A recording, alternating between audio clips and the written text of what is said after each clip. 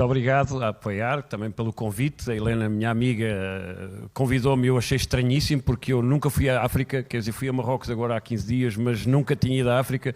Explicar a um agricultor que aprendeu a produzir para o mercado, recebe imensos subsídios, tem uma capacidade de fazer riqueza no modelo europeu, o que é que eu posso ajudar para o modelo africano? Ou africano não, para o modelo onde há deficiência de alimento. Eu comecei a pensar no processo que nós estamos a fazer na nossa exploração, que basicamente vive de 3 ou 4 princípios. A primeira, e que não foi aqui falado, que acho que é muito importante, já não há só fome de alimentos, de proteína, de energia. Para mim, a nova fome, e a fome que também está no mundo, é a fome dos obesos, dos que não comem coisas boas, e esses são a nova fome que vai aparecer no mundo e que já existe e já é maior do que aqueles que passam fome energética, aquela fome primária que nós sabemos que é tantas proteínas por dia, tantas calorias por dia. E, portanto, o problema, que aquilo que nós estamos a detectar é que o modelo agrícola dos últimos 100 anos veio incrementar fortemente a produção de proteína e de alimento e de energia, mas não de diversidade, de qualidade. E baseia-se em assuntos que determinam que, como sabem, não sei se foi falado, eu não assisti à primeira parte, a maior parte das pessoas que hoje passam fome são os agricultores. Isto é inaceitável porque é os que produzem alimentos para os outros, são os que têm mais fome. Dos 800 milhões, eu ponho os números que foram antes do Covid, o Covid alterou muita coisa destas, mas a base é esta. Dos 800 milhões de pessoas que passam fome, que não têm comida suficiente, 600 milhões são agricultores. Dos pobres e os que passam fome. E a gente pensa, mas como é que o próprio que faz a sua produção, e vimos bem, quem esteve em África sabe muito bem, até pode ser muito bom a produzir tabaco, mas depois se não tiver batatas para alimentar, como é que vai viver? Porque ele só vende o tabaco. E o resto passa fome, porque o tabaco pode lhe dar uma vez, de 3 em 3 anos, algum rendimento. E depois baseia-se noutro problema muito grave, que também foi falado, que é a agricultura cada vez mais é um modelo de mineração.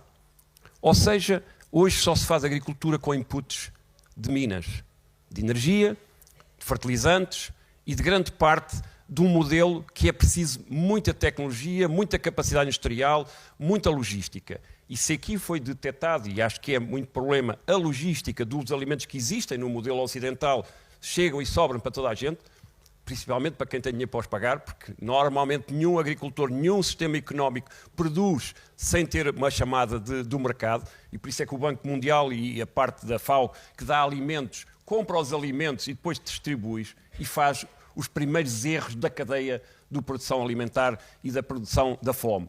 O que é o problema? Nós temos que perceber o que é a origem do problema em termos agrícolas, mesmo em Portugal ou em sítios ocidentais. O agricultor é hoje feito para produzir alimentos e dão-lhe uma margem negocial para que ele não morra, para que ele não sobreviva. Porquê? Porque ele é dependente de toda a ferramenta que é para produzir. Os adubos, a energia, o diesel, qualquer eletricidade. Este é o modelo que nós caímos nos últimos 100 anos. Caímos no sentido que fomos levados a... Isto não tem aqui más intenções. Foi o grande objetivo a seguir à Primeira Guerra Mundial. A natureza fez alimentos toda a vida sem nenhum input. Até ao ano 1915, 1920, vivia-se da recolha da matéria orgânica que existia na natureza. Como vamos ver já à frente, se eu tiver tempo, a natureza funciona e produz alimentos naturalmente, não é preciso nenhum input, não é preciso energia, não é preciso adubos, não é preciso nada. É o sol, é o CO2, que ainda por cima agora temos demais, e é o azoto atmosférico.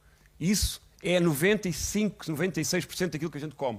São alimentos gratuitos que estão na atmosfera e que só faz falta é pô-los a trabalhar no nosso sentido, que é acelerar o processo produtivo. Nós somos 1 bilhão de pessoas na saída da Primeira Guerra Mundial e, de repente, houve dois senhores que inventaram a pólvora. Não foi bem a pólvora, mas foi um sistema para fazer armas e bombas, que é o chamado nitratos artificiais de síntese. Fizeram com que a maioria de nós não existiria. Hoje seríamos, se calhar, 1,5 milhão, 1,5 bilhão, e somos hoje já 8, 9 bilhões a caminho dos 10. Porquê? Porque eles inventaram um sistema que acelera o processo natural. Portanto, tirámos o azoto da atmosfera, foi feito para fazer bombas, mas depois descobriram onde as bombas caíam, ficava tudo verde à volta, e foram ver porquê.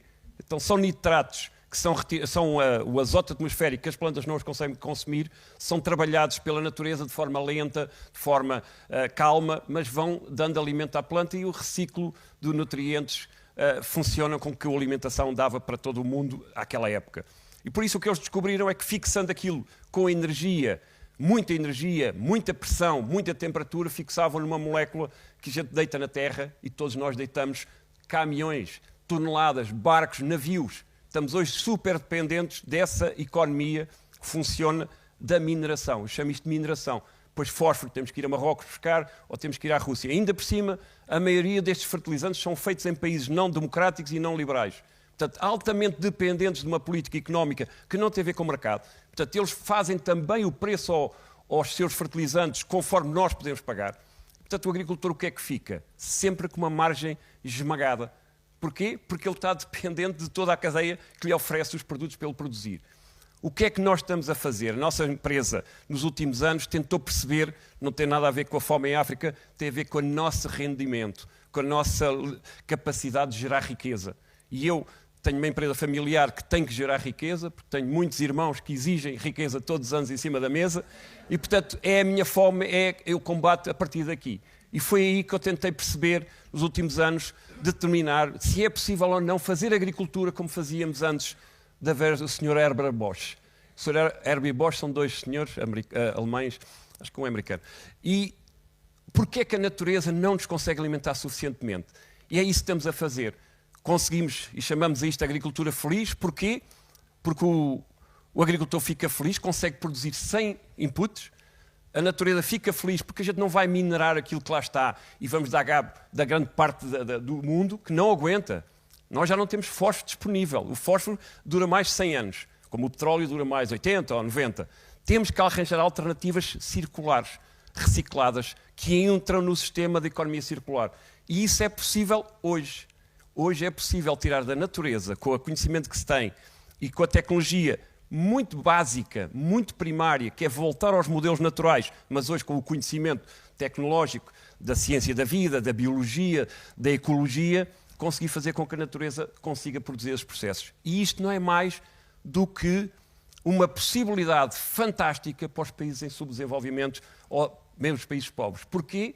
Porque imaginem uma pessoa no meio da África a não precisar desse tal senhor que aparece lá com um caminhão, com umas sementes e com os adubos. E isso começa aí o problema, porque ele fica dependente e ele é que lhe marca o preço. Portanto, por mais logística que eu tenha, eu não vou resolver o problema, porque eles fazem o preço para a pessoa sobreviver.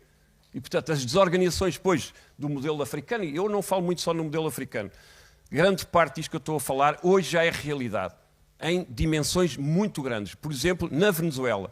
Venezuela, como acompanhamos, acabou, a economia desapareceu, não há economia. Há uma fome generalizada e estes agricultores começaram a perceber que havia modelos naturais. Há aqui alguns problemas técnicos que não vão amassá-los, quanto mais tropical for, melhor. E se Moçambique tem sol, calor e radiação, consegue produzir os seus alimentos sem qualquer adubo, sem qualquer multinacional, sem qualquer necessidade de aportar qualquer nutriente. Porquê? Porque a natureza, no fundo, é o que vai fazer. A radiação começa na radiação, bate nas folhas, as folhas fixam uma parte dos alimentos, as bactérias, fungos, não vou complicar, fixam o azoto atmosférico e conseguimos fazer com que a produção dos alimentos venha desse ciclo. E esse ciclo é virtuoso. Virtuoso no sentido que não tem qualquer interferência da tecnologia. Claro que a tecnologia, vamos ver que é muito importante porque isto ajuda ao contexto. Cada receita que nós levamos para a África ou para o Sudoeste Asiático ou para a América Latina são receitas ocidentais, muito baseadas num modelo que funciona. Claro que ali vai falhar um elo da cadeia, vai sempre falhar. E, portanto, o que temos é que arranjar um modelo, incluindo para a Europa e para o mundo, que está a produzir de forma a produzir só 5 alimentos. Como sabem, por isso é que eu digo que é a nova fome, nós hoje alimentamos o mundo com 5 alimentos. Como naquela altura tínhamos mais de 1000 alimentos com que as pessoas se alimentavam. E isso está-nos a tirar a saúde. Porquê? Porque há vários problemas. Se há uma doença numa delas, como tivemos um Covid, pode haver um Covid no milho, no arroz ou no trigo, a morte de milhões de pessoas é imediata. Depois, a maioria das alimentações, se não forem diversas, os nossos organismos lidam mal. O bioma, por exemplo, do nosso intestino, convém comer 15, 20, 30 coisas diferentes. E nós comemos 5 alimentos. E isto é gravíssimo porque a própria sociedade moderna, por causa da vida, das cidades, e que as pessoas não conseguem cozinhar e não têm tempo de ir à horta buscar as couves, limitou muito a dieta. E, portanto, estes princípios são fundamentais invertê-los. E é possível fazê-lo hoje. Nós acompanhamos este processo, já iniciamos aquilo há uns anos, estamos a deixar de ter necessidade de pôr fertilizantes. Imaginem isto para um agricultor que sabe que é aí que vai perder o dinheiro, que é aí que começa a miséria, que é aí que começa a limitação de eu ter que estender a mão a quem me compra o produto, dê-me qualquer coisinha para eu aguentar até ao ano que vem para pagar as dívidas. Este é o fenómeno que 90%, o sistema americano, por exemplo, que é o mais conhecido, grande parte das pessoas perdem dinheiro. 90 e tal % do modelo perde dinheiro. Então, há pequenos nichos que temporariamente conseguem, porque depois há falta e a oferta é menor e ganhar algum dinheiro. Hoje ganha-se dinheiro na agricultura a comprar e a vender as propriedades uns aos outros. Tanto no Brasil, como na Europa, como nos Estados Unidos. É o imobiliário agrícola, como as pessoas têm a sensação que vai haver fome, há uma apetência pelo valor da terra e a terra hoje tem um valor não produzindo nenhuma riqueza. E isto tem que se quebrar isto. E esta agricultura que eu chamei feliz, porque torna feliz todo o modelo, incluindo a natureza, que não podemos estar a degradar mais os ecossistemas, porque eles não aguentam mais. Eles aguentaram fantasticamente nos últimos 100 anos. Somos hoje 10 bilhões com a mesma terra, como o Francisco disse, com a mesma terra. Não se aumentou mais, nem se pode aumentar por causa da desflorestação. Eu já gastei um minuto a mais, mas gostava muito que acompanhassem a agricultura regenerativa como um modelo não...